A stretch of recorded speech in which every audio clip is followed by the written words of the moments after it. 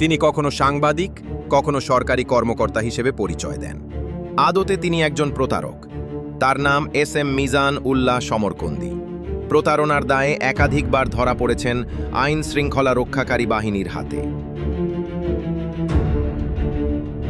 নগরীর কর্নেলহাট, হালিশহর, বন্দর ছাড়াও জেলার রাঙ্গুনিয়া ও সাতকানিয়ায় কয়েকবার আটক হন প্রতারক মিজান। তার প্রতারণার ফাঁদে পড়ে নিঃস্ব হয়েছে শ্রমজীবী মানুষ থেকে শুরু করে চাকরি প্রত্যাশী বেকার যুবকও। স্বীকৃতি নামে একটি এনজিওর নাম দিয়ে চাকরির বিজ্ঞপ্তি দেয় একটি আঞ্চলিক দৈনিকে। 2018 সালে ওই এনজিওর নামে চট্টগ্রাম মহানগর সহ বিভিন্ন উপজেলায় অবস্থিত শাখা অফিসে নিয়োগ পাওয়া 26 জন কর্মকর্তার জামানতের 5,10,000 টাকা হাতিয়ে নেন প্রতিষ্ঠানটির নির্বাহী পরিচালক পারভিন আক্তার ও সহযোগী মিজান।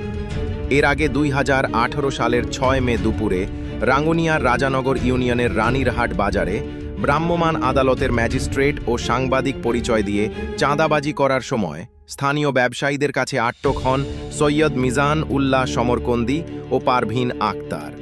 তারা রানীরহাট বাজারের সাজ্জাদ বেকারিতে গিয়ে নিজেদের পরিবেশ আদালতের ভ্রাম্যমাণ ম্যাজিস্ট্রেট পরিচয় দিয়ে 50,000 টাকা জরিমানা আদায়ের চেষ্টা চালান।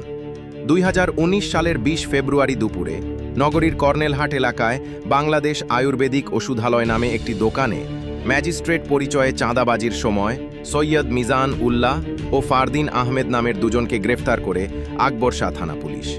পুলিশের উপস্থিতি টের পেয়ে পারভিন আক্তার পালিয়ে যান। বর্তমানে সাংবাদিক উন্নয়ন পরিষদ নামের একটি ভুয়া সংগঠন খুলে বিভিন্ন স্থানে চাঁদাবাজি চালিয়ে যাচ্ছে মিজান ও তার সহযোগীরা।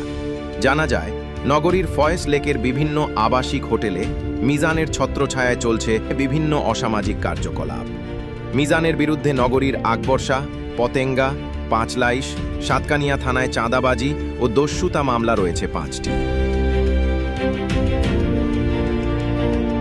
Desk report, CTG today.